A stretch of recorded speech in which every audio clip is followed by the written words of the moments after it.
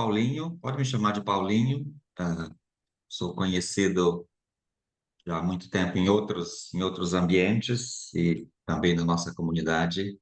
E meu nome de batismo é Paulo. E é um prazer estar com vocês e trabalhar com o CEA, para o CEA, em nome do CEA. Eu acho, como eu disse, educação teológica e teologia é meu mundo, então acho que o CEA faz um trabalho extraordinário, importante, excelente, e obrigado pela oportunidade de poder colaborar nesse processo de formação e de conversas sobre as nossas eclesiologias e sobre a Conferência de Lambeth, que pela primeira vez ela teve mais preparação, teve mais participação quando ela aconteceu e está tendo mais envolvimento depois que o evento em si aconteceu, né? Em várias fases, acho que esse foi um legado dessa conferência que vai permanecer para as outras também, que nunca tinha acontecido antes. E eu sempre gosto de, quando eu falo da conferência, é bom corrigir, porque todo mundo diz que a conferência de Lambeth é uma conferência dos bispos e bispas. Eu acho bom a gente reconhecer que a conferência de Lambeth já tem muito tempo, é uma conferência de bispos, bispas e esposos e esposas. Os esposos e as esposas também são membros plenos dessa conferência. É bom sempre lembrar disso para a gente cada vez mais evitar a tendência e a tentação de um clericalismo e de um curialismo demasiado que nos assola já tem muito tempo, na verdade, né? Desde que igreja é igreja, desde o século segundo, na verdade. Essa tentativa de episcopalizar tudo e de deixar isso só na mão do episcopado. Porque é bom a gente lembrar que a conferência, como um dos instrumentos da comunhão, ela não é só um encontro de bispos e bispas. É bom sempre lembrar disso. O único encontro de bispos e bispas que a gente tem nos instrumentos da comunhão é o encontro dos primazes e das primazes. Esse é o único lugar onde só arcebispos, arcebispas e moderadores de igreja se encontram. E, claro, o arcebispo de Cantuária, porque ele mesmo é um instrumento de comunhão, né? Então, ele mesmo é um bispo, ele se encontra com ele mesmo. Então, são só esses dois. Os outros dois instrumentos, eles estão bastante mesclados, misturados. E essa é uma característica fundamental da nossa sinodalidade. Eu sei que os católicos romanos estão enlouquecidos com essa conversa da sinodalidade, mas é bom lembrar que a nossa igreja e algumas outras já vive isso, ou deveria viver. Já, bom, eclesiologicamente nós já vivemos isso, já tem ah, centos, centenas de anos, né? Tem muitos anos que a sinodalidade, o jeito de governar a igreja como no sínodo é nossa parte da nossa identidade.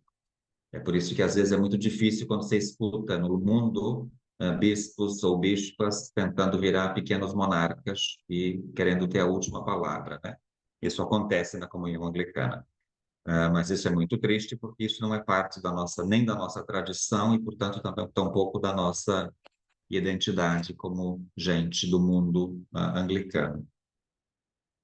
E acho bom lembrar também, acho que o César falou isso no passado, no outro encontro, mas quando a gente está falando agora de mundo anglicano, de igreja anglicana, a gente não está falando do mundo inglês e nem da igreja da Inglaterra, que é uma das igrejas membros da comunhão anglicana. Quer dizer, claro que a igreja anglicana no início era a igreja da Inglaterra, mas depois com a sua expansão, com a sua colonização e nascimentos espontâneos, inclusive, em lugares do mundo, o anglicanismo deixou de ser sinônimo de inglês, ou deixou de ser sinônimo de Igreja da Inglaterra. Então, por exemplo, eu escuto muito por aí e leio muito, por exemplo, a gente leu isso nas declarações do grupo chamado GAFCON, quando a Igreja da Inglaterra aprovou a bênção de pessoas do mesmo sexo, né? De que eles não consideram mais a Igreja da Inglaterra como a Igreja mãe. A Igreja da Inglaterra nunca foi a igreja mãe da comunhão anglicana. É bom lembrar disso, né? Quem é a igreja mãe da comunhão anglicana é Cantuária. É a igreja de Cantuária, que fica na cidade de Kent. Não é a igreja da Inglaterra, que é a igreja, entre aspas, mãe da nossa tradição. E essa diferenciação é sempre muito bom lembrar para a gente não confundir a igreja de Cantuária, o arcebispo de Cantuária, com a igreja da Inglaterra e o arcebispo de toda a Inglaterra, apesar de ser a mesma pessoa. Justin Welby é o arcebispo de Cantuária, mas ele é também o arcebispo de toda a Inglaterra. E na comunhão anglicana, o que a gente chama de igreja-mãe é Cantuária, não é a igreja da Inglaterra. Então, essa diferenciação na nossa eclesiologia e também no nosso discurso, e que implica na nossa espiritualidade e no nosso jeito de fazer liturgia, essa é uma diferenciação fundamental de ter e de ajudar outras pessoas que, por falta de informação ou formação, dizem o contrário, como esse grupo do GAFCON, né, que considera a Igreja da Inglaterra como a igreja-mãe, o que não é verdade na nossa tradição. Eu vou fazer menos fala hoje, porque o Bispo César fez um trabalho super bom, super abrangente, quando ele trabalhou com vocês da outra vez. Eu não quero correr o risco de ficar repetindo e de aborrecendo vocês com informações que ele já compartilhou, e ele compartilhou todas as informações que estão, de fato, no chamado à identidade anglicana que está no que vocês receberam, espero, e tenham lido. Apesar de que o chamado em si ele é um debate ainda em relação aos pedidos. Vocês lembram que no chamado tem uma afirmação, e eu perdi o chamado agora. No chamado tem uma afirmação. Onde é que está isto? Tem uma afirmação, tem uma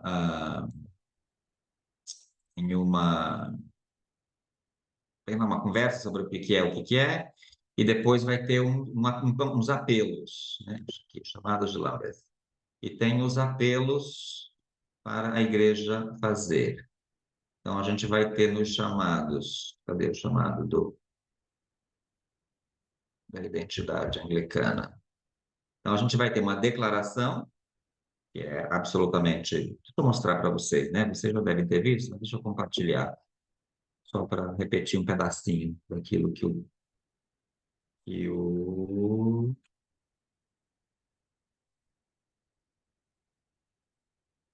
Estou lendo aqui agora, minha tela não compartilha.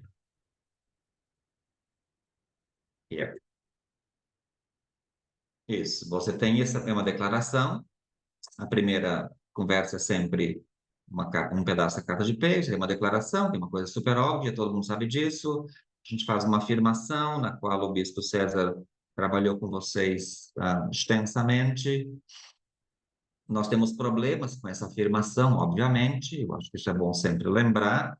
Nossa tradição se sustenta em dois grandes aspectos, que é o quadrilátero de Lambert, que são esses quatro aspectos, e também o tripé do Richard Hooker, que é Bíblia, tradição e razão, ou Bíblia, razão e tradição. Tem um debate, o que é que vem primeiro. Muitos de nós preferimos colocar um triângulo equilátero para dizer as três coisas estão interligadas igualmente. Tem gente que prefere no triângulo equilátero colocar a Bíblia no ponto de cima para dizer não, a Bíblia é a nossa fonte, a nossa inspiração, o nosso lugar de começo, e a razão e a tradição vêm para completar e sustentar isso e dialogar também com a Bíblia. Mas esses dois são os dois aspectos muito fundamentais que a gente precisa sempre segurar e sempre precisa dizer isso para as pessoas.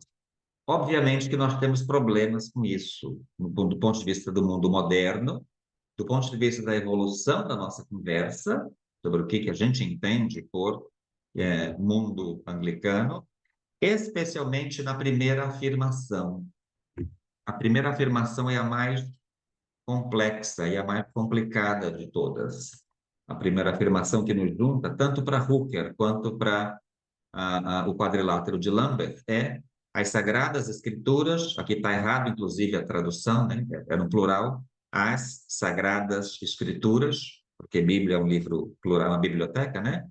as Sagradas Escrituras do Antigo e do Novo Testamento como contendo todas as coisas necessárias para a salvação e como sendo a regra e o padrão de fé. Essa é uma afirmação fundamental, importante, ela é inegável, mas ela precisa ser desenrolada, ela precisa ser entendida. Ela não pode ser tomada de novo literalmente como está aí. Até porque quando a gente fala de sagradas escrituras, que contém tudo para a nossa fé e salvação, então a gente tem que fazer, muitas perguntas vão surgir, e esse é um debate que existe desde a primeira conferência de Lambeth, que foi em 1867. Para você, para quem seria muito, infelizmente, não existe em português, mas algo muito importante para a gente entender a tradição anglicana é entender a evolução das conferências, da Conferência de Lambeth nas suas diferentes edições, desde 1877. A Conferência de Lambeth de 1867 foi convocada por dois assuntos que até hoje fazem parte da pauta da nossa vida, se para quem conhece, para quem lembra, que é a interpretação da Bíblia e a sexualidade humana.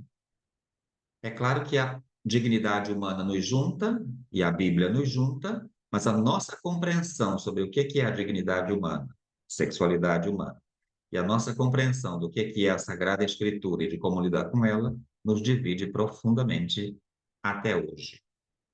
Então, a pergunta, o que juntou a primeira vez, a pedido de bispos canadenses, na verdade, todos os bispos da Comunhão Anglicana, se eu não me engano, eram 78 que se juntaram no Palácio de Lambeth. O bispo de York não foi, ele se recusou essa primeira vez, e também alguns outros bispos da Inglaterra, mas a primeira reunião da conferência de Lambeth foi exatamente porque a gente começou coletivamente e expressivamente a nos dividir sobre como interpretar a Bíblia, o que a Bíblia significa, e como interpretar a sexualidade humana. Como é que a gente vive, mas não só isso, mas como é que a gente interpreta isso do ponto de vista religioso. Portanto, do ponto de vista bíblico, do ponto de vista teológico e do ponto de vista espiritual. Como nós somos uma igreja de tradição católica e de influência reformada ou protestante, ou nós somos uma igreja protestante, ou nós somos uma igreja... Não, nós não somos. Tem gente que diz, ou nós somos uma igreja protestante de tradição reformada, ou que nós não somos. Tem gente que vai dizer isso. Eu prefiro manter a tradição normal. Nós somos uma igreja de tradição católica reformada, ou com influência da reforma, ou protestante. Nós lidamos com a Bíblia muito diferente de tradicionalmente, aqui eu estou dizendo, eu não estou dizendo isso na prática, tradicionalmente, doutrinariamente, eclesiologicamente, nós lidamos com a Bíblia de uma maneira bastante relativa e bastante moderna. A gente incorpora a nossa capacidade de sinapse à interpretação, à leitura e à recepção dos cânones bíblicos e também da vida humana como ela é. Porque a gente vai mudando de ideia conforme os anos vão passando, como também aconteceu nos primeiros 5 séculos da Igreja. Jesus só foi considerado Deus no quarto século. Até o quarto século, essa não era um diálogo, essa não era uma afirmação doutrinária, muito menos teológica nas igrejas daquele período, né? Nós vamos completar agora, em 2025, 1.700 anos do principal concílio da Igreja, que é o Concílio de Nicéia, que foi o concílio que declarou que Jesus é 100% Deus e 100% ser humano, porque esse era um debate fundamental. Essa é uma conversa que não está na Bíblia, então por isso precisa um concílio para decidir. Essa não era uma verdade bíblica, diferente de outras verdades, né, que estão na Bíblia. Precisou de um processo de debate e 2 concílios, na verdade, né? O concílio que a gente chama de concílio niceno-constantinopolitano, o concílio de Nicéia e o concílio de Constantinopla depois, do qual nós temos um dos nossos credos, que é o credo niceno-constantinopolitano, que em 50, 60 anos foi que formulou, solidificou essa doutrina da divindade e humanidade de Jesus igualmente, com a afirmação fundamental de que a divindade não supera a humanidade. É o contrário. Deus resolveu limitar-se ao ser humano. Então, por exemplo, se alguém, quando vai. Aí nós temos um problema direto na interpretação bíblica, quando muita gente vai dizer: ah, não, mas Jesus já sabia de tudo, ele estava só testando. Isso chama-se heresia, chama-se arianismo, né? A gente está dizendo que Jesus sabia de tudo porque ele era Deus, isso não é a nossa doutrina. Quer dizer, Deus se fez um ser humano, o ser humano não sabe de tudo, ele aprende.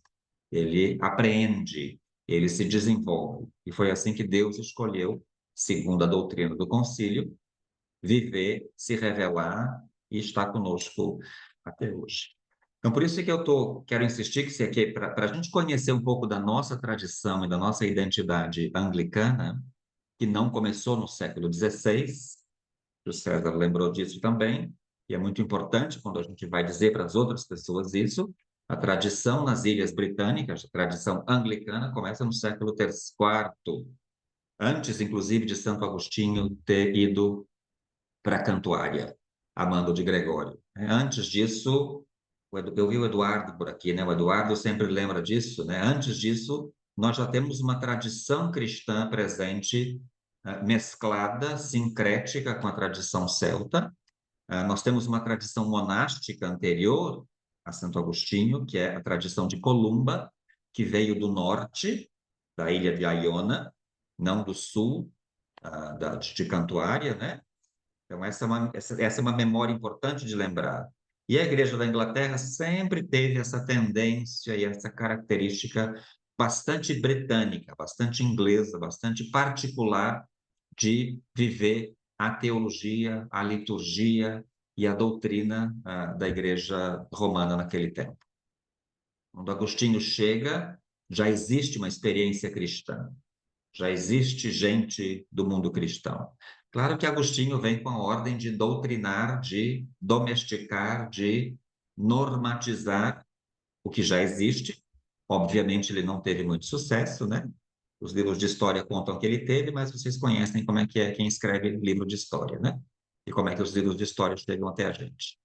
Então, obviamente, ele não teve muito sucesso, graças a Deus, e por isso a gente tem até hoje essa característica fundamental da tradição que começou nas Ilhas Britânicas de ser uma igreja, de ser um cristianismo absolutamente diverso e de ser um cristianismo não muito hermético, não muito cerrado, não muito fechado. A gente é bastante diferente. E isso é uma qualidade, isso não é um defeito. É importante sempre esse ressaltar essa habilidade que a comunhão anglicana desenvolveu de permanecer juntas, apesar das nossas diferenças, e concordar naqueles 4 aspectos, mesmo discordando no desenvolvimento deles. Todos nós, na comunhão anglicana, concordamos que as Sagradas Escrituras é a fonte e o fundamento da nossa fé. Mas nós discordamos profundamente de como interpretar estas Sagradas Escrituras. Profundamente. Todos nós concordamos que o episcopado histórico, aí é bonitinho porque lá no quadrilátero diz devidamente localizado, interpretado localmente, é a nossa tradição, mas a gente discorda muito eclesiologicamente, às vezes, do comportamento, da mentalidade episcopalista ou meio monárquica episcopal que às vezes circula dentro da comunhão anglicana. Todos nós concordamos com os 2 credos, ou 3 credos, né? Nossa tradição, na verdade, vai falar de 3 credos: o credo apostólico, o credo niceno e o credo atanasiano. Mas nós temos aí um problema, de novo, com a interpretação bíblica, quando a gente proclama um Deus todo-poderoso, que faz tudo, que cria tudo, e de repente a gente tem uma experiência de Jesus que vai dizer que a fraqueza é a nossa força, o limite é a nossa natureza, a dor e o sofrimento fazem parte da vida, e o ufanismo é uma fantasia que a gente devia fazer terapia para superar. Mas a gente acredita no credo apostólico, a gente reza ele todo final de semana, sem dúvida nenhuma, né? Todos nós acreditamos que existe uma comunhão dos santos e uma única igreja, mas ainda assim a gente às vezes diz, eu mudei de igreja, ou alguém mudou de igreja, ou eu vou mudar de igreja. Quer dizer, a gente não muda de igreja, a gente, quem sabe, muda de lugar de culto. Mas, de acordo com o credo apostólico, se a gente de fato acredita, a igreja é única, a igreja de Jesus. Então, de novo, a interpretação disso é um espaço de disputa. Uma coisa que não está em disputa, graças a Deus, é os dois sacramentos que nos juntam, que é o sacramento de batismo, mas nós temos um problema com a interpretação do sacramento do batismo, o que é o sacramento do batismo, e o sacramento da Eucaristia, também nós temos uma disputa sobre o que é o sacramento da Eucaristia. Quem pode ter acesso ao batismo e quem pode ter acesso à Eucaristia? Nós ainda temos divergências teológicas e doutrinárias sobre isso, apesar de que, em teoria, todo mundo na comunhão anglicana concorda que o batismo e a Eucaristia são os dois sacramentos ordenados por Jesus, o Cristo, e eles nos juntam, portanto. Mas a gente tem diferença de como é que a gente interpreta e lida com isso. E o que às vezes deixa as pessoas enfurecidas é porque não tem uma única resposta. A gente não tem uma única verdade, a gente não tem um único jeito de decidir. A gente precisa tomar consciência ou respirar fundo e dizer, tá bom, você faz desse jeito, eu faço de outro jeito, quem sabe a gente consegue ser feliz, né? Mas eu não posso de nenhuma maneira dizer esse jeito é melhor do que o outro. Claro que gente como eu, que gosta de ser picunhento e faz teologia, a gente pode discutir a teologia da conversa, sem dúvida nenhuma. Mas a gente não pode discutir a prática da liturgia. Esse é um outro departamento que os teólogos não se metem, às vezes por amor próprio e cuidado com a vida, às vezes porque os liturgistas não deixam a gente se meter, na verdade, né? Não, a gente não é convidado para a mesa dessa conversa. A gente não se mete muitas vezes nessa prática, mas é bom saber que a gente tem diferenças na comunhão anglicana em relação a isso, né? Eu vi que na conversa do César, perguntaram sobre se nós temos dois sacramentos ou 7 sacramentos. Esse é um outro debate da comunhão anglicana que ninguém nunca vai resolver. Isso depende de cada província e, de novo, depende da teologia que a gente desenvolve, porque ela tem implicações, né? Se na nossa igreja, no nosso discurso teológico e doutrinário, a gente está dizendo que nós só temos dois sacramentos, isso tem uma implicação no comportamento, na prática, na doutrina, na teologia e na nossa liturgia. Se nós, na Igreja Anglicana do Brasil, Episcopal Anglicana do Brasil, afirmamos que não, nós concordamos com os romanos e temos 7 sacramentos, como a Igreja de Moçambique e Angola, por exemplo, eles concordam com os romanos, eles também têm 7 sacramentos. Isso tem uma implicação também para o nosso debate teológico, eclesiológico, doutrinário e, obviamente, litúrgico na prática. A pergunta que saiu no chat, que eu vi muito rapidamente, porque deu um pop-up aqui, se a gente, a Taigit, se a gente tem, se nós somos, se nossa conversa é na Eucaristia transubstancial ou consubstancial, a nossa identidade anglicana, de novo, nós somos católicos, nós somos de tradição católica, por isso nós temos celebração eucarística todos os domingos, onde é possível. É estranho aonde é possível não ter celebração eucarística todo domingo. Claro que tem comunidades onde não é possível, então você não tem isso, mas isso é uma anormalidade.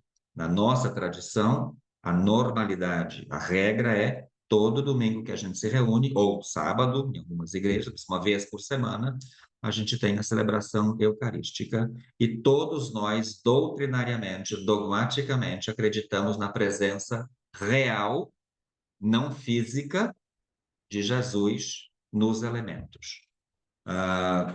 Se ela é consubstancial ou transubstancial, eu convido vocês a lerem as 4 orações eucarísticas que nós temos no nosso livro de oração comum.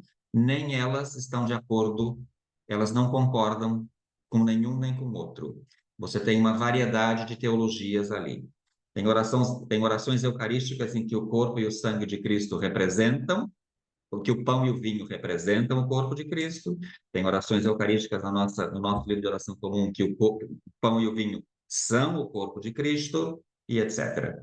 Eu convido vocês a prestarem mais atenção quando vocês estão lendo ou celebrando a Eucaristia, prestar atenção de como elas são diferentes. Ou, quem sabe, fazer um estudo, coloca as orações eucarísticas do livro de oração comum lado a lado e olhem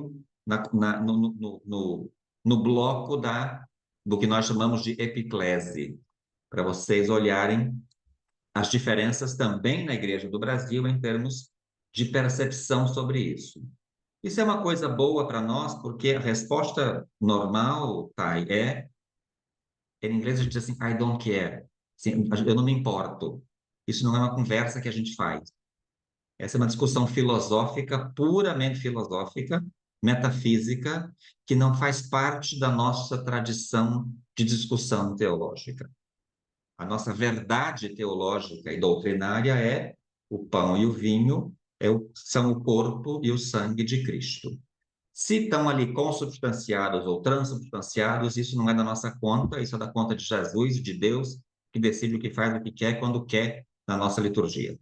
A nossa participação é crer firmemente e fazer jus a esta crença de que o que nós estamos comungando, comungar significa nós estamos agapeando, a gente está se comprometendo com a vida, o caminho de Jesus, que levou ele ao sofrimento, ao assassinato e à ressurreição. Isso a Eucaristia é um pouco essa lembrança, essa memória.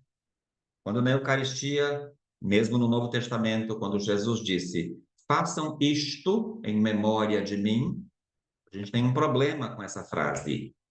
Fazer isto, o que é fazer o quê? Façam isto em memória de mim. O que é para fazer? Tem gente que diz que é para fazer o drama, o teatrinho, do jeitinho que ele fez. Aí isso é meio piada porque ninguém estava lá. Não tem fotografia, ninguém filmou, ninguém contou, mas tem gente que acha que é fazer o drama, fazer a performance. Você performa a Santa Ceia. Tem gente que acha que o isto é a performance, é o espetáculo, né? Por isso que tem gente que fica expressando de qual é o grau. Eu já escutei gente no mundo ensinando seminaristas a qual é o grau em que você levanta o seu braço. Quantos graus eles precisam estar? Qual é a distância entre a palma da sua mão e os elementos? Tem gente na comunhão anglicana que ensina até isso, centímetros, e a elevação dos braços, porque isso influencia certamente, né? Acho, deve influenciar para essas pessoas. A gente não pode duvidar da crença das pessoas também. Mas para a nossa tradição, em geral, essa não é uma conversa, Thay. De novo, porque nós somos uma igreja mesclada. Nós somos uma igreja de tradição católica, de influência reformada. Então, nós temos o direito e nós temos a graça de poder viver com essas duas doutrinas, ou com esses dois discursos teológicos.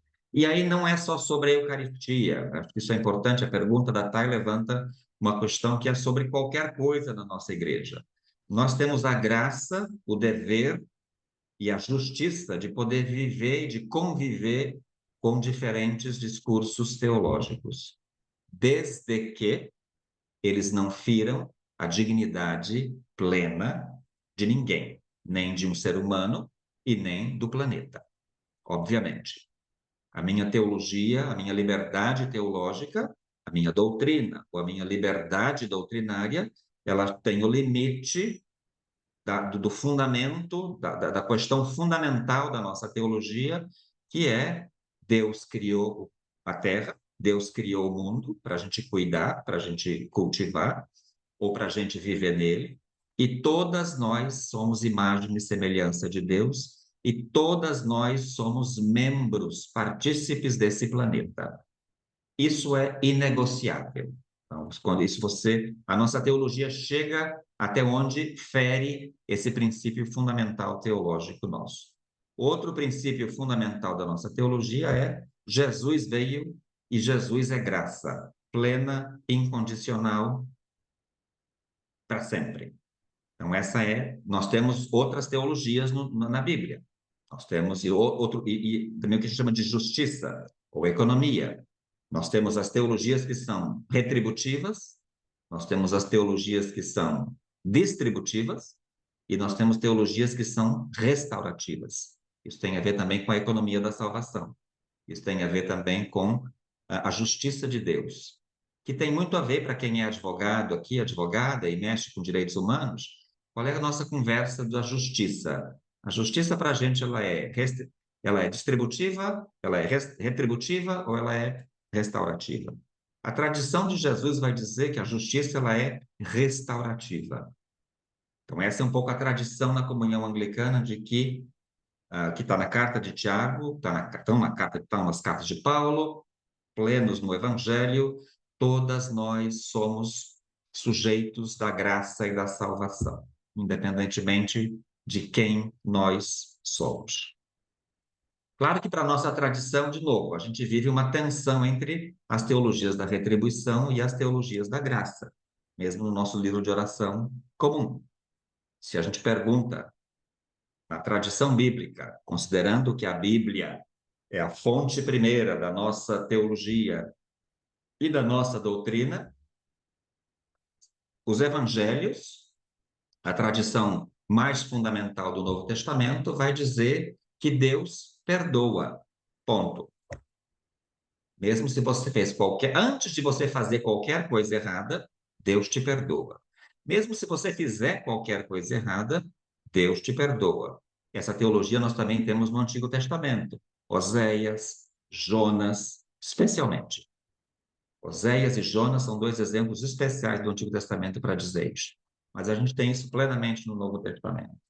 Mas nós temos no nosso livro de oração comum que Deus só perdoa a quem ele se converte e vivamente o procura. Essa absolvição que vocês, reverendos, dão de vez em quando nas nossas celebrações. Então, isso é um problema doutrinário. E aí, claro que a nossa conversa sobre lex credendi, lex orandi, lex orandi, lex credendi, a lei da oração é a lei da fé, a gente vai ter um problema com isso, né? No que é que vocês acreditam? Deus perdoa, ponto. Ou Deus perdoa se eu me converto. Ou quando eu me converto. Ou para Deus me perdoar, eu preciso me converter. Ou, segundo a teologia bíblica, porque Deus me perdoou e porque eu entendi o perdão de Deus, o amor de Deus, eu me converto automaticamente. Percebe que são duas equações diferentes. Eu mudo para que Deus me perdoe, ou eu mudo porque Deus me perdoou, porque Deus é perdão. Essa é uma. Estou dizendo isso eu não quero causar confusão na cabeça de vocês, é só para a gente salientar o quão diferente, quantas teologias possíveis a gente tem nas nossas tradições e a gente precisa conviver com isso. E o nosso instrumento fundamental de diálogo e de conversa sempre é conversar, sempre é argumentar, sempre é colocar na mesa aquilo que a gente imagina. Uma outra coisa importante que eu acho que o Bispo César não mencionou, eu escutei o vídeo dele, eu não lembro de ter escutado, mas algo que faz parte da nossa identidade anglicana, ou melhor, algo que faz parte da nossa tradição cristã, mas também faz parte da nossa tradição anglicana, é a vida religiosa. É a nossa espiritualidade expressada na vida religiosa, nas ordens e nas congregações religiosas que existem na nossa tradição. Aqui no Brasil, a gente tem beneditinos, franciscanos, a Ordem de São Tiago. Quem mais? Tem mais? Eu só conheço essas três.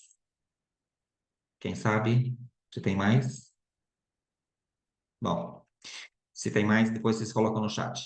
Mas nós temos aqui na América Latina dominicanos, nós temos na Melanésia os irmãos da Melanésia, as irmãs da igreja, nós temos irmãs franciscanas da segunda ordem, que são celibatárias, nós temos frades franciscanos da primeira ordem, que também são celibatários no mundo inteiro. Nós temos outros grupos pequenos que estão espalhados pelo mundo e está crescendo essa busca pela vida da comunidade, pela vida espiritual, pela vida religiosa, a Irmandade de Santo André, segundo o Kleber. Bom, de qualquer maneira. Então, isso faz parte da nossa identidade anglicana e é bom a gente se dar conta disso quando a gente for pensar na nossa eclesiologia, porque vocês sabem que as ordens e as congregações, elas possuem uma certa autonomia em relação à igreja diocesana e provincial. As congregações e as ordens, elas são quase um serviço terceirizado da igreja. A igreja, como tal, ela tem supervisão, ela tem poder sobre o ministério das pessoas, o que elas podem ou não podem fazer na igreja. Mas a igreja, o bispo ou a igreja, ela não tem poder sobre a organização da ordem ou da congregação. Então, essa é uma característica muito interessante das ordens religiosas e das congregações religiosas. E essa é uma tradição muito importante na nossa tradição cristã anglicana, porque as ordens e as congregações foram os grupos religiosos que mantiveram uma certa originalidade e uma certa profecia dentro do mundo cristão, mas também dentro da tradição anglicana depois do século XVI. Então, é bom a gente guardar isso na cabeça e pensar nisso também na nossa espiritualidade, nas nossas liturgias, no jeito como a gente se organiza e como gente que vocês conhecem que possam pertencer a determinadas ordens ou congregações religiosas, ou se vocês querem criar alguma, isso é perfeitamente admissível e possível na nossa eclesiologia e faz parte da nossa identidade. A gente tem a gente tem um projeto muito grande, deixa eu mostrar para vocês. A gente tem um projeto de estudo que a gente compartilhou há um tempo atrás na Comunhão Anglicana, que chama-se Sendo Anglicanos. Deixa eu achar onde está.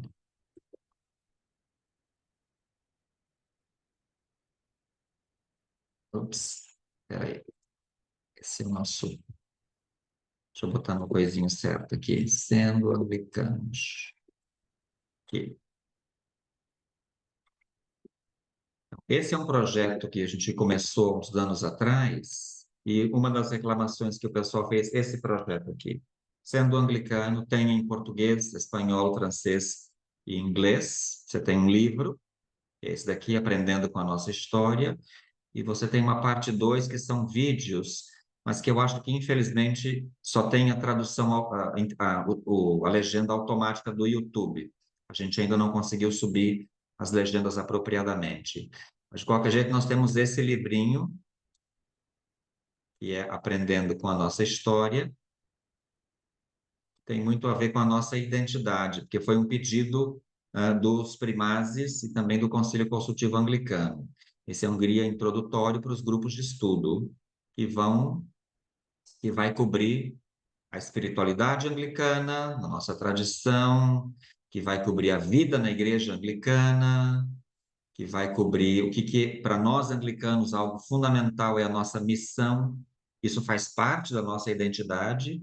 Tradicionalmente, doutrinariamente, a nossa igreja não é um clube, a nossa igreja existe para o mundo, então por isso a missão é algo fundamental. Isso. E tem alguns recursos online, além de algumas informações. Então, esse é um material interessante, que, se vocês quiserem ler, o livrinho está em português, É só buscar lá no site da Comunhão Anglicana, sendo anglicano, e vocês vão achar.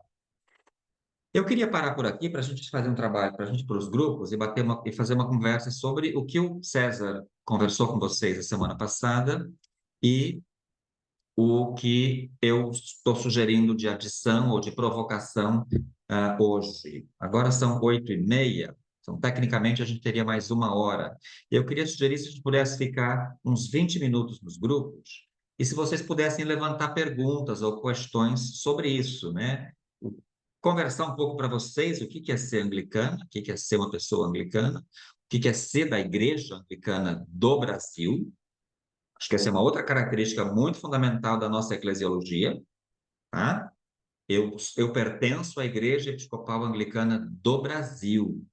A Igreja Episcopal Anglicana do Brasil tem a sua característica, tem a sua identidade, tem o seu modus operandi, que é diferente da Igreja da Inglaterra, tem muitas coisas em comum com a Igreja da Inglaterra, com a Igreja do Quênia, com a Igreja do Equador, mas nós temos muitas também divergências ou muitas coisas que são diferentes.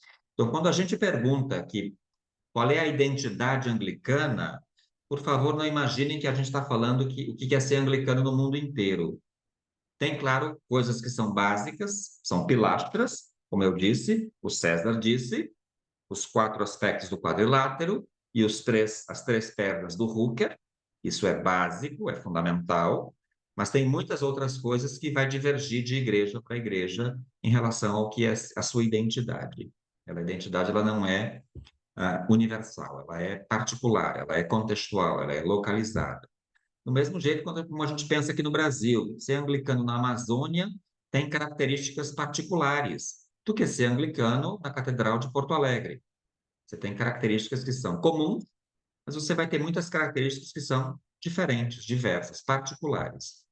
E que normalmente a gente deveria se alegrar, deveria celebrar com isso. Claro que eu vou concordar com vocês que tem gente que sai da casinha, né?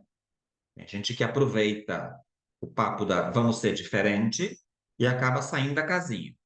Acaba fazendo coisa que, de fato, não tem muito a ver com a nossa tradição comum. E inventa ou não aceita ou está na igreja anglicana. Na verdade, não faz parte do ethos ou da igreja anglicana. Está por N razões e que a gente precisa acolher. Seja porque estava infeliz numa outra igreja, seja porque quis casar e ter menino, seja porque foi expulso, seja porque não teve espaço. E aí a gente tem a síndrome do Egito, né? A síndrome do Êxodo. E se vocês lembram que Moisés sai do Egito, só que o Egito não saiu do Moisés, né? Tanto que o sogro dele teve que xingá-lo, porque a cabeça do Egito, do faraó, estava na cabeça do Moisés ainda. Assim mesmo, muita gente nas nossas tradições. Às vezes tem muita gente que vem de outras igrejas, entram na nossa comunidade, mas as outras igrejas não saíram da cabeça da pessoa. A pessoa continua se apresentando, continua com a mentalidade de onde veio. O que não é um problema tecnicamente, mas é um desconforto porque a gente está num outro lugar que precisa de adaptação e que precisa de desapego também, que precisa de muita abertura, porque a gente é um bicho esquisito. O mundo anglicano não é um zoológico, gente. Vocês sabem que no mundo ecumênico, quando a gente é classificado, a gente tem uma cadeira própria. Você vai nos encontros do Conselho Mundial, quando pergunta quem é que estava? Estavam os ortodoxos, estavam os católicos romanos, estavam os protestantes, os reformados, os pentecostais e os anglicanos. A gente tem uma cadeirinha própria, assim, a gente não cabe em nenhuma outra ah, cadeira. A gente tem uma cadeira própria, porque a gente é meio mesclado, a gente é mestiço, né? E isso é muito importante de recuperar, isso. Uma outra coisa, antes de ir para os grupos, que também faz parte da nossa identidade e a gente precisa lidar com isso, é a terrível, a amargura, a, a, a, a diabólica história da colonização, do escravagismo, da desumanização. Quer dizer, a gente tem isso na nossa tradição. e a gente precisa lidar com isso. Mas a mentalidade colonial, colonizadora, escravagista, industrial, faz parte da nossa identidade. É uma sombra que a gente carrega, é uma sombra que a gente precisa lidar com ela, mas ela faz parte. Vocês sabem que a Igreja da Inglaterra é rica, muito do dinheiro da Igreja da Inglaterra veio da escravidão, veio da exploração de escravos no Caribe e na África.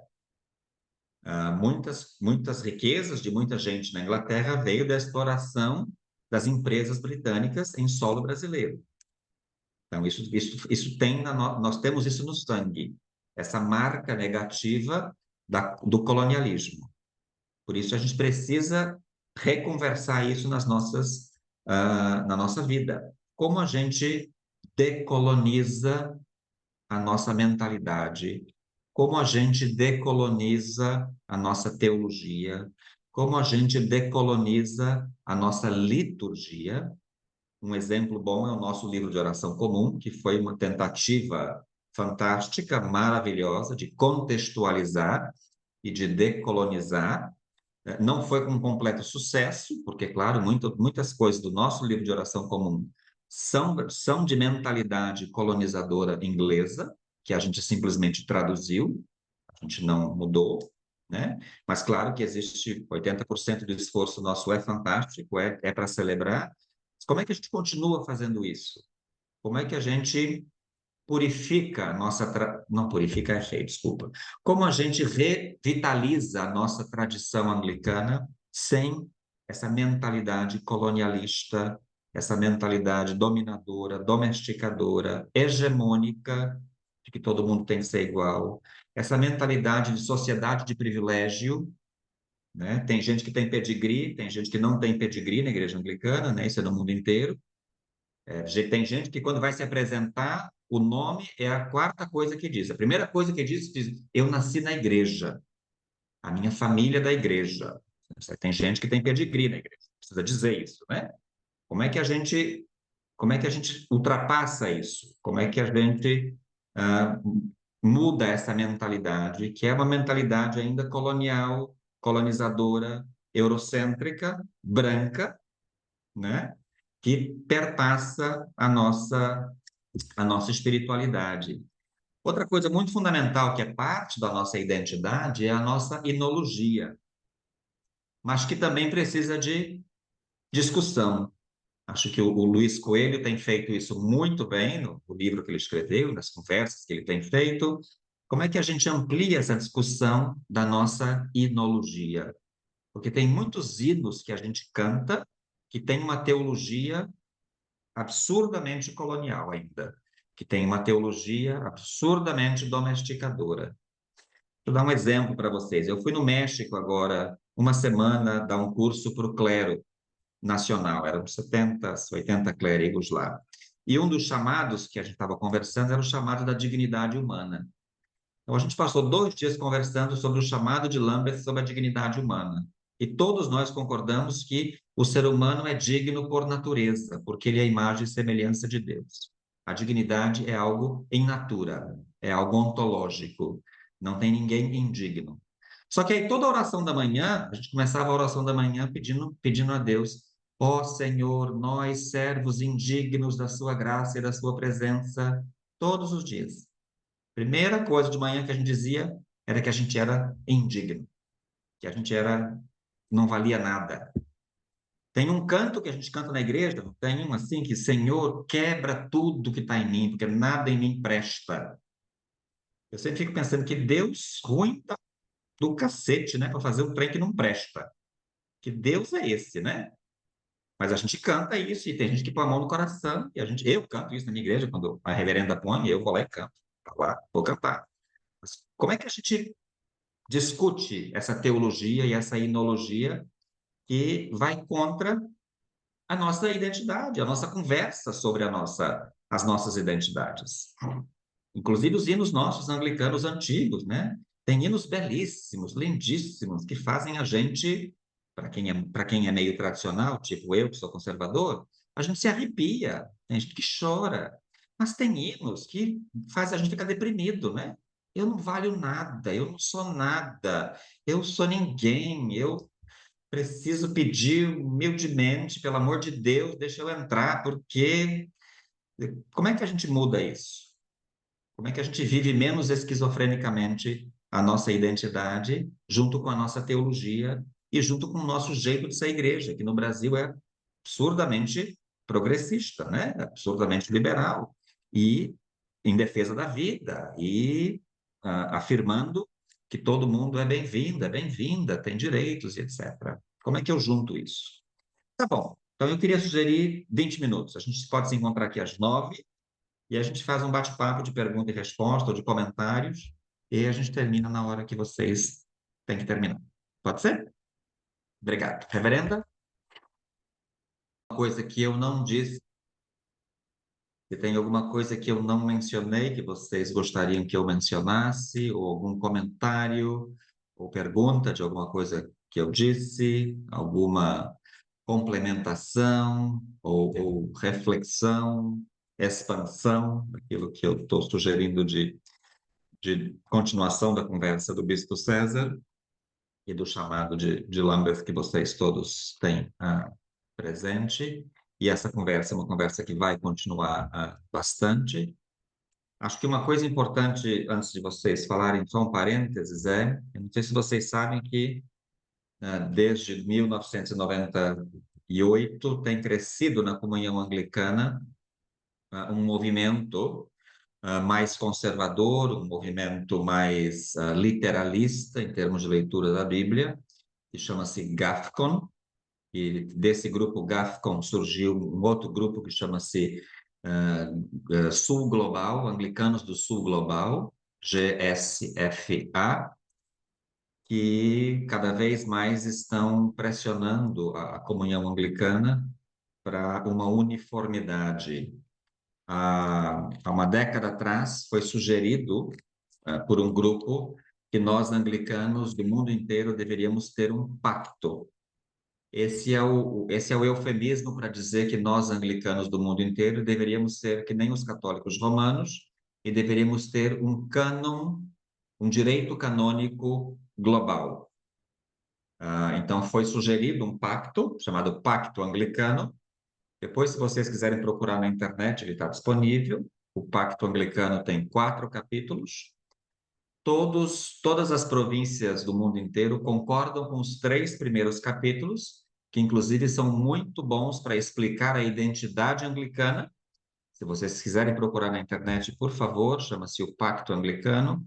Os 3 primeiros capítulos são excelentes, eles estabelecem quem nós somos, em que nós acreditamos, como nós nos organizamos, como é nossa espiritualidade. Mas nós temos um 4º capítulo que foi sugerido por esse grupo um pouco mais conservador, que é um capítulo ah, vinculativo, que é um capítulo jurisdicional, que é uma coisa que nós, no mundo anglicano, e isso faz parte da nossa identidade, nós não temos. Justin Welby não é o nosso Papa, o Palácio de Lambeth não é o Vaticano, o Encontro dos Primazes não é o Colégio Cardinalício, e nós não temos nenhuma norma global única. Os nossos cânones, eles são regionais. Claro que eles, às vezes, têm muitos defeitos, alguns cânones, que precisam de revisão e de mais conversa, mas nossos cânones são regionais. Inclusive, o nosso direito de fazer teologia e de redefinir ou revisitar doutrinas, o que muitas igrejas na comunhão anglicana têm feito.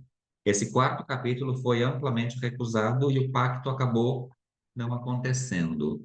Mas existe esse grupo que está ainda muito forte e que tem ameaçado a comunhão anglicana como um tal, com uma divisão, especialmente por causa da ordenação de mulheres e por causa da aceitação, ordenação e matrimônio ou bênção de pessoas do mesmo sexo em algumas igrejas, né? Na Igreja da Inglaterra, inclusive. Só essa informação ela é importante, porque isso também faz parte um pouco da nossa história. Isso não faz parte da nossa identidade, porque, de novo, nós não somos como os católicos romanos, Nós também não somos que nem os batistas, congregacionais, mas nós não somos como os católicos romanos. A gente não tem um único corpo, um único código, uma única norma e uma estrutura hierárquica. Não. A gente é uma igreja em comunhão. Aliás, nós somos o primeiro grupo no mundo que inventou essa palavra, comunhão de igrejas. Agora, algumas outras igrejas estão copiando da gente. Os luteranos estão mudando de Federação Luterana para Comunhão Luterana. Os reformados também estão se mudando para Federação, para Comunhão e etc. Então, acho que essa é uma informação que vale a pena vocês terem, porque vocês vão escutar isso. Aqui no Brasil, nós temos uma província, uma igreja anglicana, que faz parte desse grupo que chama-se GAFCON, que é a província anglicana do Brasil, que tem sede em Recife, e que, de fato, é um conflito ainda muito grande para todas nós. E a nossa comissão de doutrina da Comunhão Anglicana, que chama-se AIASCOFO, que é a Comissão Permanente Interanglicana para a Unidade, Fé e Ordem. A gente foi dada a nós uma tarefa, eu faço parte dessa comissão, nos foi dada a tarefa de resolver esse problema. Como é que o GAFCON e a comunhão e o resto da comunhão anglicana podem viver conjuntamente? Só para vocês saberem que nós somos um pequeno zoológico, tem jaulas de diferentes tamanhos e com bichos de diferentes periculosidades ou amabilidades. Isso somos nós. Mas tá, alguma questão, pergunta, complemento, comentário, discordância, por favor. A gente tem uns minutos.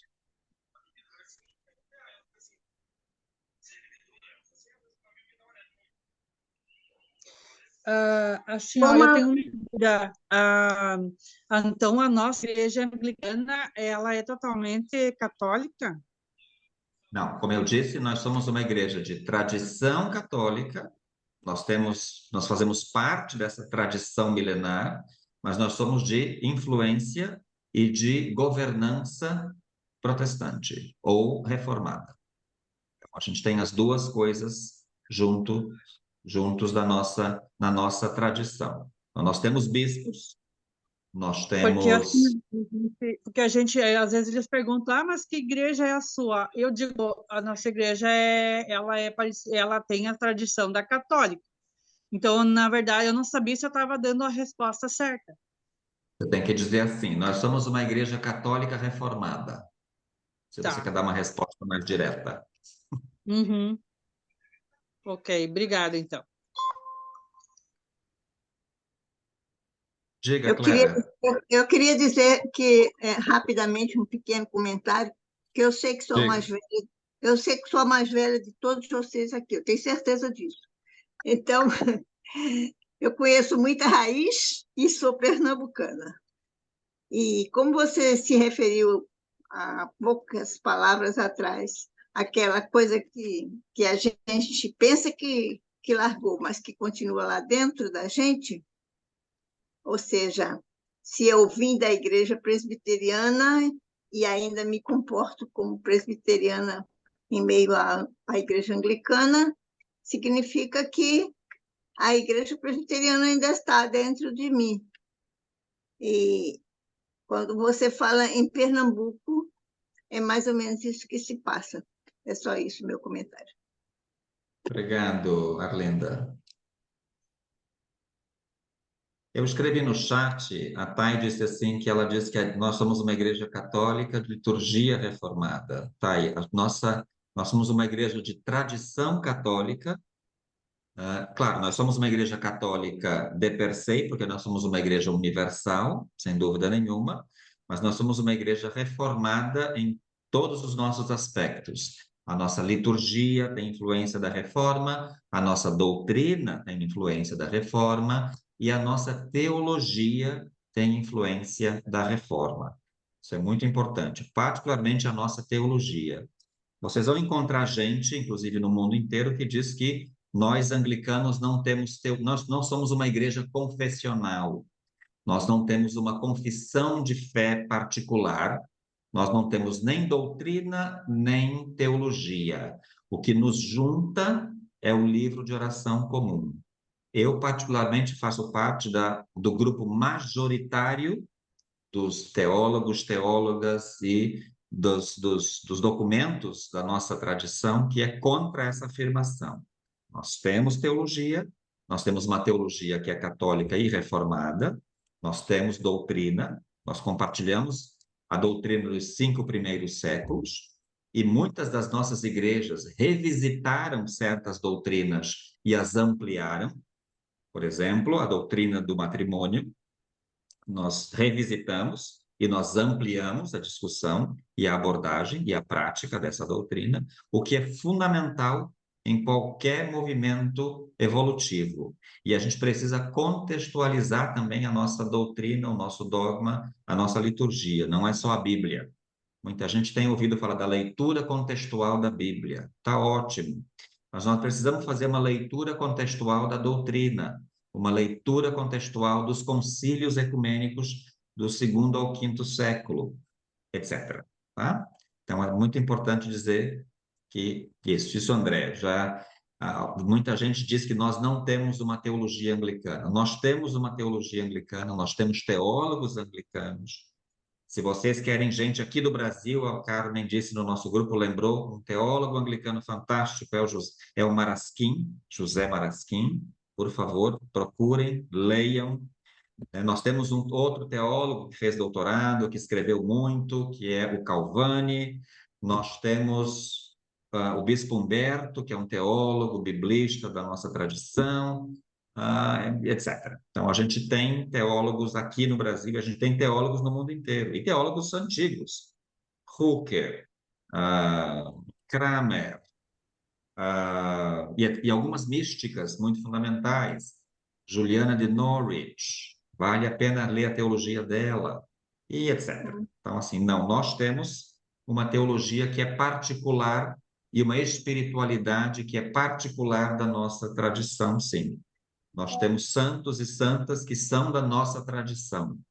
Columba, Eiden, Lindsfall, etc. Então, a gente precisa recuperar isso de maneira querida. Nós temos coisas comuns com os romanos e com os ortodoxos, obviamente, sem dúvida nenhuma. Mas nós temos algo que é particular da nossa tradição. Okay? Nós temos muitas mulheres teólogas, muito bem, Lúcia, é verdade, muitas mulheres que fazem teologia, que escrevem teologia, e a gente precisa ler. Aqui nós temos pelo menos 2, 3, Carmen, Lúcia, deve ter mais. Então, a gente precisa também acessá-las. Fora no mundo inteiro, que tem muito mais gente. Okay? Diga, O Kleber. relógio está com a mão levantada já há um tempinho. Desculpa, Kleber. Fala. Então, Paulinho, mais uma vez, obrigado. Sempre as tuas exposições, elas são muito animadoras. Às vezes a gente fica um pouco confuso no meio do caminho, mas no final do suco a gente sempre encontra inspiração. Eu acredito que uma grande característica é a nossa vontade de tentar entender, né? Tanto que nesta reunião aqui tem 50 pessoas desde o início até agora. Eu acho que essa é uma característica muito boa, né? Mas a minha fala vem com relação ao que você falou do Gáfico, que um Gáfico incomoda muita gente, 2 Gáfico incomoda muito mais, e a gente tem Gáfico aqui do lado de nós, né? Províncias vizinhas que basta a gente tropeçar e a gente cai. Porém, nesses mesmos países, óbvio que eu não fui investigar as origens de sagrações episcopais, as origens de ordenações e as tradições que geraram essas comunidades, mas nesses mesmos locais onde nós temos 2 províncias Gáficon extremamente conservadoras, reacionárias, etc., tudo mais, nós temos lá pessoas que se identificam, talvez se autodenominem anglicanas, mas que estão fazendo uma tentativa de ver uma igreja mais alinhada com o pensamento que a IAB tem. Então, não sei, uma possível proposta para esse pepino que você tem na mão nessa comissão, né, é dizer assim, bom, a gente tem de acolher Gáfico, então acolhemos também os nossos irmãos anglicanos aqui da Argentina, do Chile, que tem a ordenação de mulheres, tem a sagração de bispas, tem a bênção de casamentos igualitários e buscam, né, entrar nessa tradição anglicana. Eu digo buscam porque eu não fui confirmar, não fui investigar se tem alguma origem histórica dentro do nosso anglicanismo. E assim como tem no Chile, na Argentina, deve ter também outros locais do mundo que são GAFCON, né, anglicanos mais progressistas que não sejam da comunhão anglicana, porque a configuração que se coloca ela é um pouco intimidatória, ou vocês nos aceitam ou a gente vai embora, e quem perde são vocês. Eu acho que essa é uma maneira de mostrar que Argentina, Chile, por exemplo, que são províncias pequenas, também podem perder, né? Com a abertura de uma comunhão anglicana lá, totalmente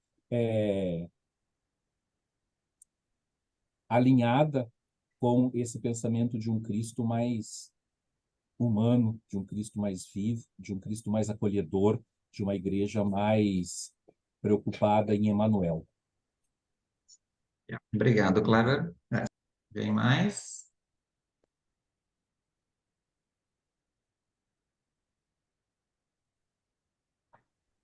Comentário?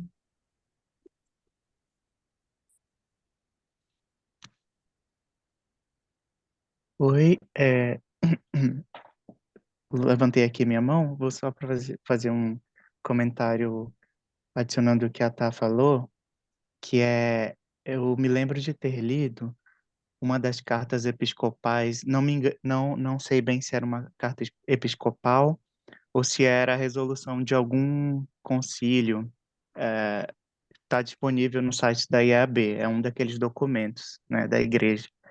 E uma coisa interessante que eu li o título de um dos tópicos era a igreja, os anglicanos estão se romanizando e a igreja romana está se anglicanizando. Aí achei interessante porque nos faz pensar num diálogo, numa troca, né, que também é constante entre as duas igrejas ou macro-tradições, né?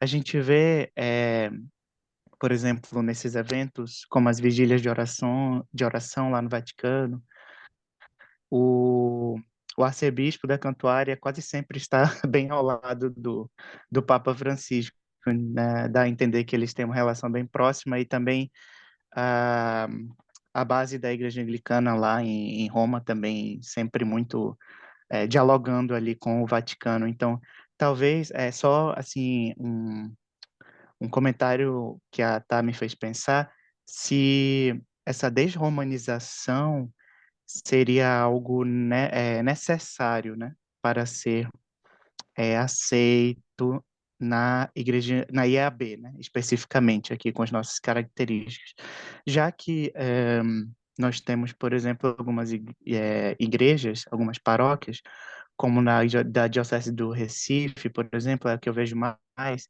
bem anglo-católicos, né, com bastante elementos que remetem à Igreja Romana, né? Então, até que ponto é preciso essa desconstrução ou se ela não é tão necessária assim, né? É só um comentário, mas também com questionamento, né? Se você, Paulo, pudesse comentar para nos dirimir essa dúvida. Posso. O termo técnico que a gente usa nos documentos da comunhão anglicana e no mundo da teologia anglicana e que surgiu na história da Igreja da Inglaterra e depois na história das igrejas nas colônias é o termo de High Church and Low Church. Igreja alta e igreja baixa, mal traduzindo. Isso. Então, a gente tem, de fato, na nossa tradição, eu não sei se vocês conhecem um pouco da nossa história, se não conhecem, é importante revisitar. O mundo anglicano se tornou anglicano mesmo depois de Cranmer, depois do século XVII, depois da Elizabeth, com a rainha Elizabeth I. So, Henrique VIII se separa, Henrique VIII faz um decreto, ele usa a desculpa do casamento, obviamente, do divórcio, blá, blá, para romper com o domínio econômico, político e, portanto, também religioso da Igreja Romana sobre todo o mundo, na verdade. Isso aconteceu também nos países nórdicos. Os luteranos nórdicos, por exemplo, não foram gente que inventou a Igreja Luterana. Os luteranos nórdicos, como nós, eram a Igreja Católica que resolveram se separar de Roma para diminuir, para interromper a interferência econômica, política e religiosa. Tem muito mais a ver com soberania nacional do que com religião. Tanto que é daí por isso que os luteranos nórdicos, por exemplo, são muito diferentes dos luteranos alemães ou dos luteranos brasileiros. E é por isso que os luteranos nórdicos e a nossa igreja na Inglaterra, nós temos comunhão plena. Nós somos a mesma igreja, praticamente. A gente divide reverendos, pastores, a gente vai nos nossos sínodos e etc. Tá? Então, é importante lembrar disso. Depois do Henrique VIII, que fez essa separação, teve toda uma briga, toda uma discussão teológica, litúrgica, doutrinária, sobre quem faz o quê. Obviamente, uma resistência das igrejas, do clero, que ainda era muito fiel ao Papa. Depois você teve a Maria, que é a Maria Católica. Eu não sei se vocês conhecem o drink chamado Bloody Mary. O drink Bloody Mary é por causa desta Maria, Maria a Sangrenta, que ela quis devolver a Inglaterra à Igreja Católica, e todo mundo que era contra ela, ela simplesmente esquartejava em praça pública. Essa era a ordem dela. Nós temos muita gente do lado protestante, naquele momento, que foi sacrificado, que foi imolado, né? Por causa dessa tentativa. E, na verdade, no século XVII, que a gente começa a se organizar, a se pensar como uma igreja anglicana mesmo, por causa do livro de oração comum e por causa da teologia protestante que começa a ser mais desenvolvida dentro do mundo inglês, e que a gente ainda tem até hoje essa influência. E nós temos, desde que o mundo é mundo, na verdade, o mundo cristão é o mundo cristão, diferentes tradições cristãs. Não existe um único cristianismo. Você tem, desde as primeiras comunidades, cristianismos mais carismáticos, mais pentecostais, a gente diria hoje. Você tem cristianismos mais ortodoxos, mais imperiais, mais formais. E esses cristianismos sempre conviveram e meio em conflito também. No nosso mundo anglicano, a gente tem basicamente essas duas referências. Nós temos os chamados anglo-católicos, os High Church, que são anglicanos ou que são tradições que são mais litúrgicas, gostam muito do livro de oração comum, fazem as horas do dia, laudes e vésperas, usam muitas roupas e símbolos e etc. Muitos cantos, muito incenso. Então, você tem esse grupo, e o culto é um pouco mais formal, e você tem gente do que na Inglaterra chama-se de Low Church, e mesmo no mundo inteiro, ou você tem a galera um pouco mais evangélica, um pouco mais pentecostal, que faz parte da nossa igreja também, que nem sempre usa o livro de oração comum, a não ser quando o bispo vai visitar, quando a bispa, aí quando o bispo, a bispa vai visitar, usa o livro de oração comum, claro, e não é só aqui, viu? Estou falando de outros países que eu conheço. Você tem igrejas que às vezes não conhecem os hinos tradicionais ingleses, que não conhecem a estrutura e, quem sabe, nem por isso são menos anglicanos. Quer dizer, a identidade nossa não se dá por causa disso. A identidade nossa se dá por outras questões que a gente vem falando aqui várias vezes. A nossa teologia é diversa, a nossa doutrina é contextualizada, a nossa governança é sinodal, democrática, a nossa ordem é episcopal, o bispo, a bispa é fundamental na nossa tradição. Eu não posso fazer nada sem o bispo e sem a bispa. Eu não preciso achar que ele é o meu chefe, como na Igreja Romana. Se eu acho que ele é meu chefe, eu tenho um problema, né? Mas eu gosto muito do meu bispo. Ele tem uma frase do Santo Agostinho que ele costuma repetir bastante, que é: para vocês eu sou bispo, com vocês eu sou Maurício.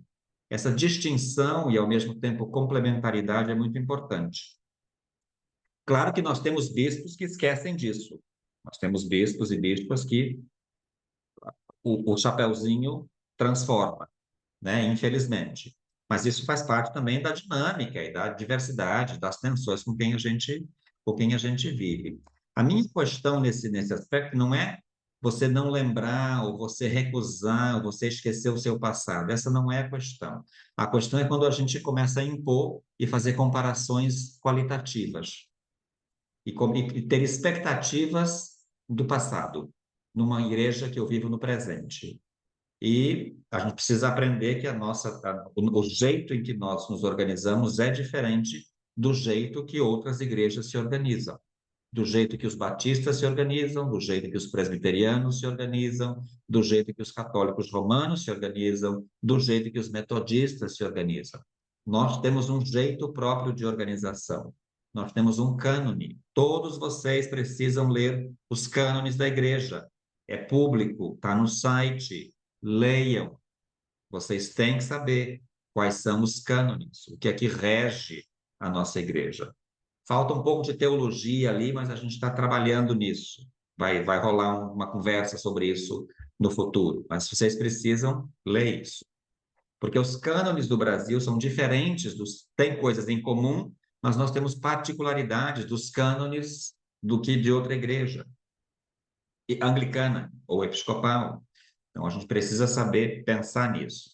Por isso, a nossa identidade não está ligada se eu ponho incenso, se eu canto o inário anglicano ou não, se eu faço procissão ou não, se tem estátua, imagem na minha igreja ou não tem imagem na minha igreja.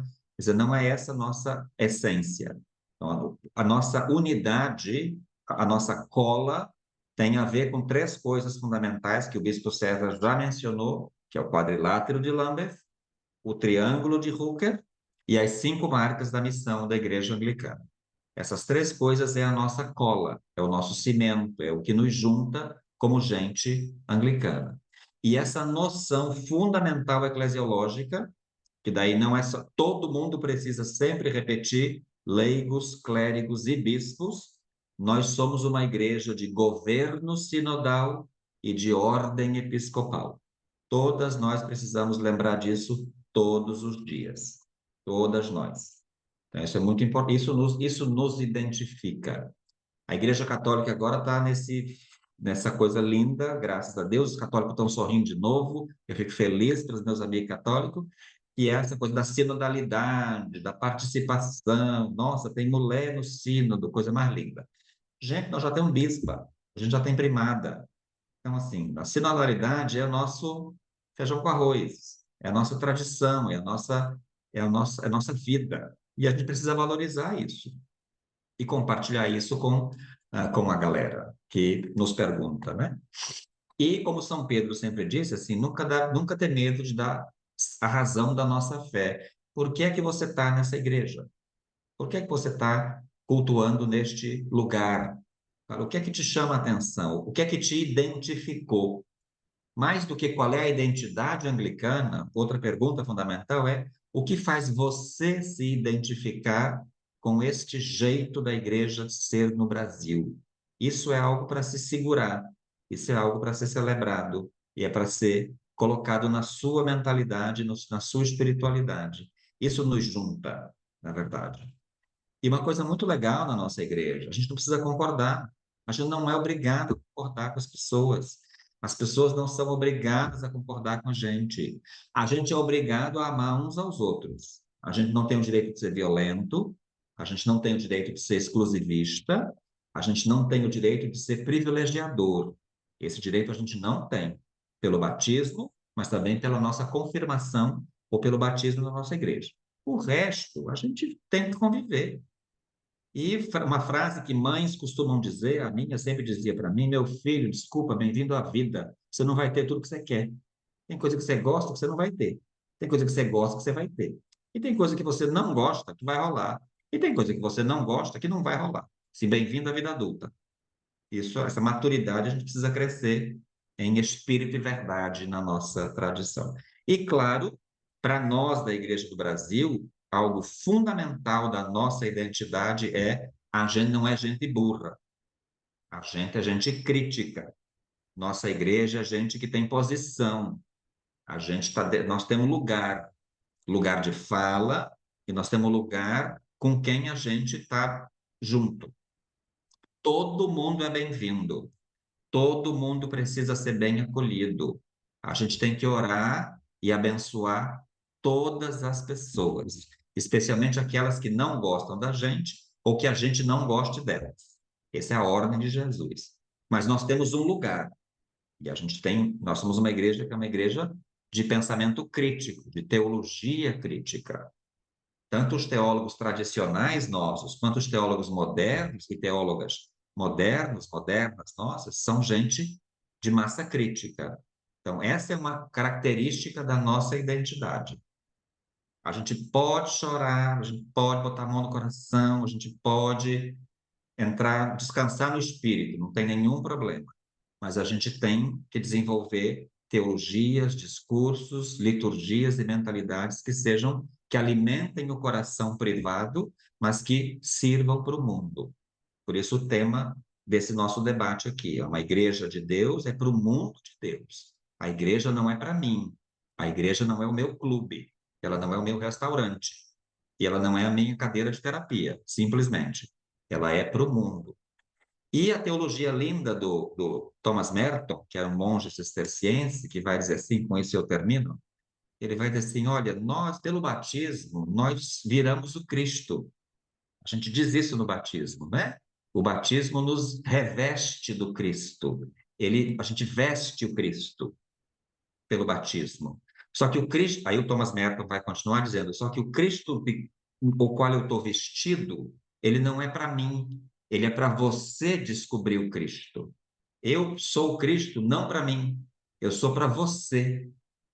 E quando você quiser descobrir o Cristo em alguém, não procure nas luzes, procure nas sombras da sociedade ou dessa pessoa, porque é ali que o Cristo vai estar com a sua luz. Então, isso faz parte do nosso jeito de ser anglicano. Por isso a gente é meio esquisito. Então, se alguém não quer ser esquisito, precisa fazer terapia, porque a gente é meio esquisito. Eu acho isso é uma qualidade nossa. Tem um livro do Crema, Roberto Crema, se alguém quer ler, é professor, meu colega aqui da universidade. Chama-se Normose. Vou escrever aqui. Procurem, leiam, comprem. Chama Normose, do Roberto Crema. Ele é professor da UNB aqui. Vale a pena. Isso tem muito a ver com a nossa característica de identidade anglicana. Beijos, obrigado, Lúcia. Eu acho que está na hora, né, para a gente também descansar. Aí eu agradeço profundamente a oportunidade. De novo, para mim é um prazer quase erótico estar aqui com vocês. E eu espero encontrar vocês em outros momentos, em outros lugares da vida. Beijos e queijos e bons sonhos.